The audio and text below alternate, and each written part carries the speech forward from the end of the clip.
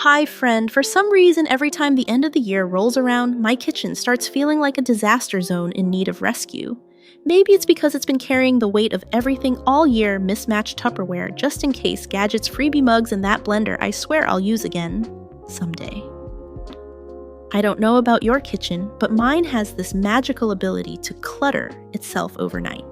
Open a drawer and something pops out. Try to put something away, and you're negotiating with a tower of plastic containers. So around this time, when I start craving a little breathing room, the kitchen is where I always start. Not because I want it to be picture perfect, but because I just want to cook dinner without sighing first. In this video, I'm sharing 5 small habits I've tried, and surprisingly, they actually work. You don't need to buy anything. You don't need to overhaul your whole space. Just a few little shifts that made my kitchen feel instantly calmer, clearer, and way less frustrating. Honestly, I found myself thinking, why didn't I start doing this sooner?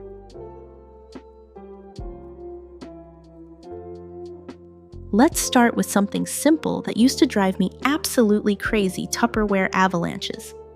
I'd open the cabinet looking for one container, and suddenly, I'm in a full-on rescue mission, crawling on the floor trying to find the right lid. And of course, the one I needed was never there. So here's the habit that finally saved my sanity. I keep every lid with its container always.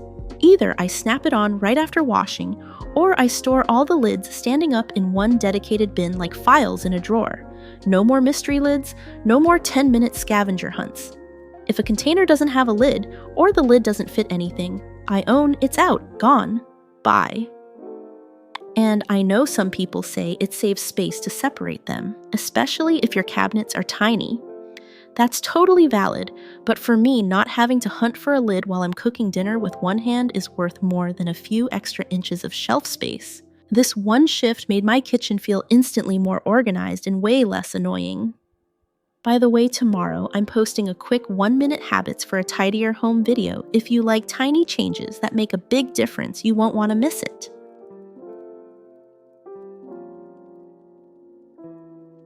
Let's talk about that one drawer or cabinet where things just seem to multiply. You try to tidy it by pushing stuff to the side or stacking it neater, but somehow it still feels messy. That used to be me. Until I started doing this, take everything out, every single thing. Lay it all on the counter or table so you can actually see what's in there. Why? Because when stuff is hidden behind or under other things, your brain forgets it even exists. You end up keeping duplicates, expired items, broken tools, all because they're buried. But when it's all laid out in the open, you can finally make real decisions. Do I still use this? Do I need 3 bottle openers? Why is this plastic lid here with no container? Once the space is empty, give it a good wipe, even just a soapy rag. You'd be shocked how much crumbs or grime builds up in spots that are supposed to be clean. Then and only then start putting things back, but only the things you actually use and like. Not the maybe one-day gadgets or the chipped mug from your college days, unless it still sparks joy. I'm not judging. This habit sounds simple, but it shifts the way you think. Instead of trying to organize around the mess, you're giving yourself a real reset, a blank canvas. And that feeling of putting things back into a clean, clear space is incredibly motivating. It's not just about cleaning. It's about seeing your space clearly and choosing what truly belongs there.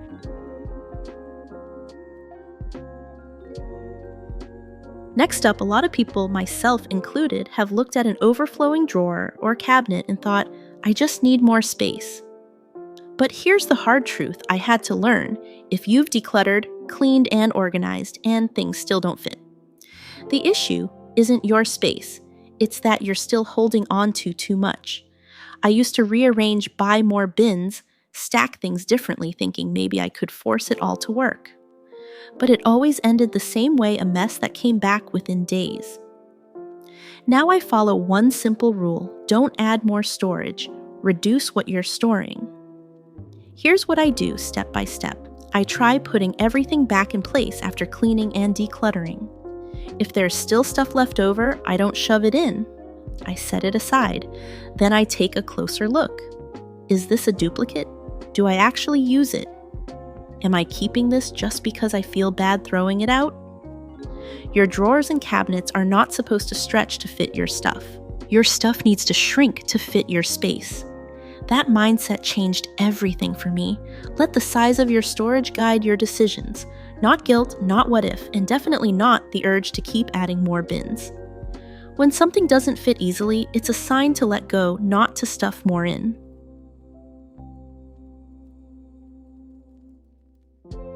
This one's for all of us trying to declutter with people in the house who don't want to let go of anything.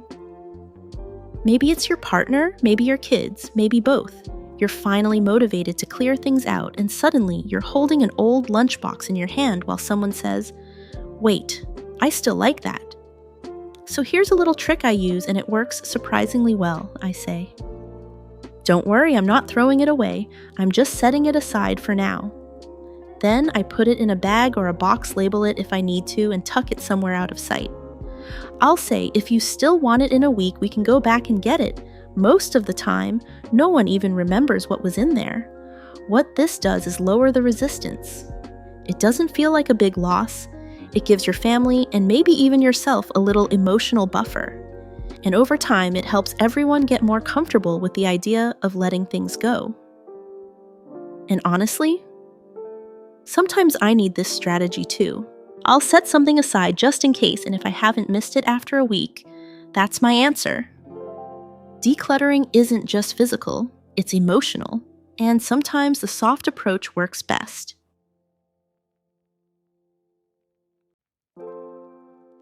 Next up, here's a super simple habit that saves so much time. Later, line your shelves, drawers, and fridge before the mess happens. If you've ever had to scrape out sticky spills under the sink or clean dried sauce from the bottom of a fridge drawer, you know how frustrating it is. That's where liners come in. They're just thin sheets, sometimes rubber, sometimes plastic, that you lay down like a mat at the bottom of your cabinet shelves or fridge compartments. When something leaks or crumbs build up, you're not stuck deep cleaning, you just pull the liner out, wipe it off, or even toss it and replace it. No scrubbing, no stress. I use them under the sink because something always drips there inside the fridge shelves, and especially in the bottom of the produce drawers, those get gross fast. You don't need anything fancy. I've used cabinet liners from discount stores, peel and stick vinyl tiles, even repurposed shelf paper. If you're on a tight budget, check thrift stores. I've found rolls of liner for less than $1. This habit takes 5 minutes, costs almost nothing, and makes cleaning so much easier later. It's one of those "why didn't I do this sooner" changes. It doesn't just protect your shelves, it protects your energy. And that matters more than a spotless drawer ever will.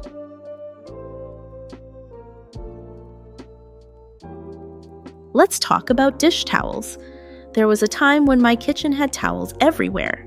One hanging off the oven handle, one draped over the sink, one forgotten on the counter, and a few more bunched up in a drawer. I never knew which ones were clean or which ones I'd used for wiping who knows what. So now I stick to this rule. I only keep 2 towels out at a time. One for drying hands, one for wiping surfaces. That's it. At the end of the day, they go in the laundry and I grab 2 fresh ones from my stash. Clean towels are stored in a specific spot, not scattered or stuffed anywhere, and I've stopped leaving extra ones lying around just in case. The result: my kitchen instantly looks tidier, feels more under control, and I'm not second-guessing which towel is okay to use.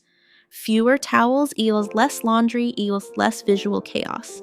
It's a small shift, but it makes the whole series feel more intentional and a lot less messy.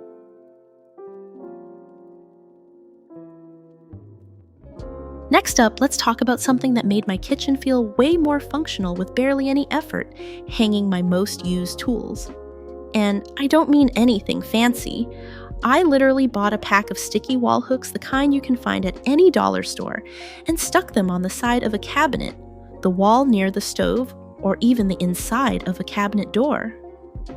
Then, I took the tools I reach for every day: my spatula, tongs, kitchen scissors, oven mitt, and hung them up by their handles. If something has a hole at the end of the handle, perfect. If not, I'll tie on a little loop using string or a rubber band. Easy fix. Now, instead of digging through a drawer full of tangled utensils, I just reach out and grab what I need. It's all right there, visible, accessible, and honestly, it makes cooking feel calmer. And the best part, when each item has its own visible parking spot, it's so much easier to put it back, which means the space actually stays tidy. So if there's something you use often, give it a hook. Hanging things is faster than organizing a drawer and way less frustrating to keep up.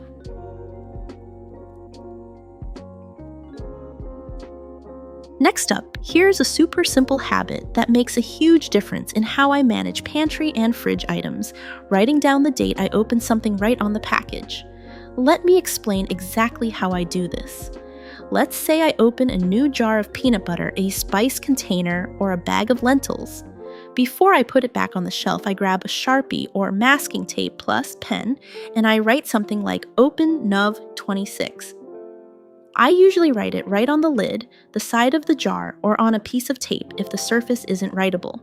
If it's a bag like flour or nuts, I'll fold the top seal it with a clip and stick the label or tape on the outside. That's it. It takes about 5 seconds. But here's why it's powerful. No more guessing if something's still fresh.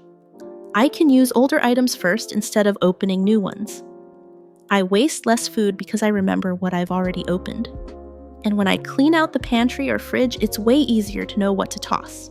Even better, this helps with the planning. Like if I see I opened that jar of salsa 2 weeks ago, I know it needs to be used soon. It's one of those tiny habits that gives you way more control and saves you time, money, and mental energy down the line.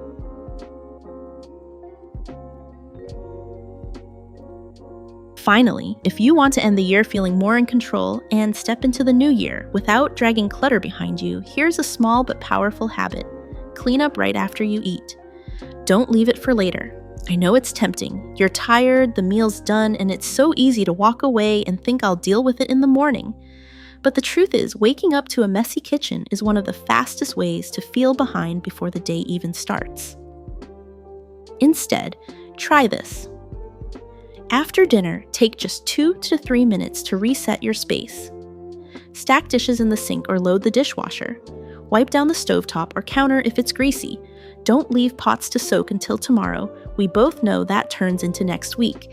You don't have to deep clean. The goal isn't perfection, it's momentum. When your kitchen is reset before bed, you wake up with more mental space, more calm, and way less resistance to cooking or prepping the next meal. A little effort tonight saves you a lot of stress tomorrow. And that's the kind of energy we want to carry into a new year.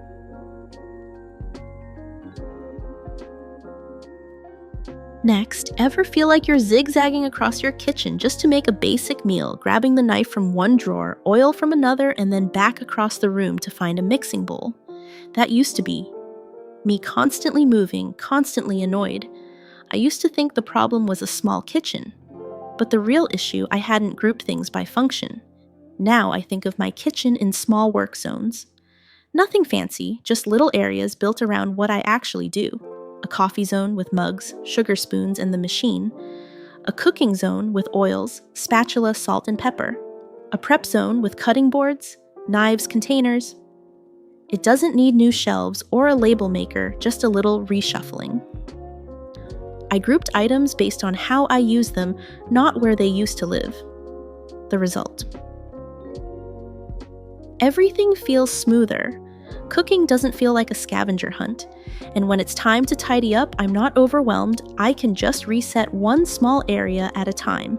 It's not just organizing. It's about giving your space a natural rhythm again so things feel easier, calmer, and less scattered.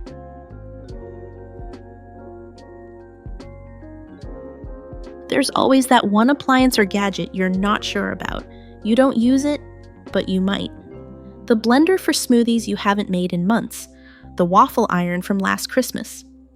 For me, these maybe items used to clog up cabinets because I didn't want to make the wrong decision. Now I use a little system that makes it easier, the 7-day decision box. Here's how it works. Place any item you're on the fence about in a box. Label it with today's date and review in 7 days. Tell tuck it somewhere out of sight, high shelf closet, garage. After a week, ask yourself, did I even think about it? Did I need it? Did I miss it?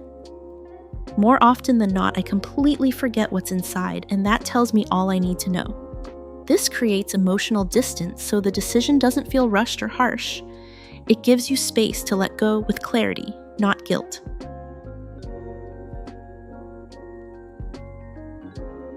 Next, have you ever noticed how just seeing too many things on your counters makes your kitchen feel more chaotic? I used to keep everything out just in case the air fryer, the cake stand, even a juicer I rarely used. But every time I looked around, it felt like my kitchen was whispering all the things I should be doing. Bake this, use that, be better. So here's the habit I started: rotate low-use items out of sight. If I don't use something at least once a week, it gets stored. Seasonal tools, special occasion cookware, they go in a labeled bin. I write the date and review it every 3 months. The magic. Most of the time, I don't even remember what I stored, and that makes decluttering feel so much easier. By simply removing visual noise, your kitchen becomes a calmer space. You'll feel more focused, less behind, and more present in your daily routines. Because when less is in front of you, it's easier to enjoy what's actually needed.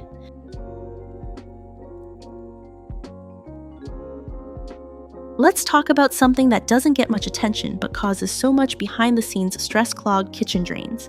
It's one of those things you don't think about until the water stops draining and the sink starts to smell. And suddenly, you're plunging and Googling and wondering if you need to call a plumber. Here's the habit that finally saved me from that cycle. I stopped rinsing food straight into the sink.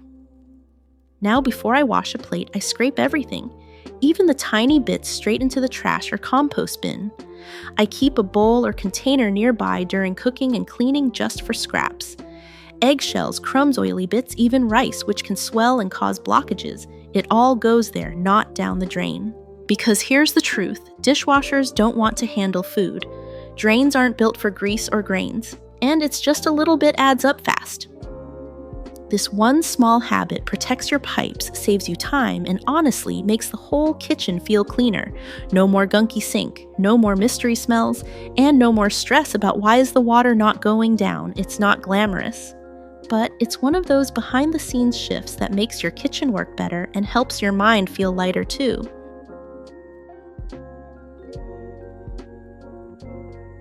That's it, friend. 9 small shifts that can help your kitchen feel lighter, clearer, and less overwhelming as we head into a new year. You don't have to do them all at once. Just pick one that feels doable today. Even a tiny change like wiping down the counter after dinner or finally tossing that lid with no container can create more breathing room in your home and in your mind. If this video helped you feel a little more calm or a little more in control, I'd love for you to leave a comment or subscribe for more.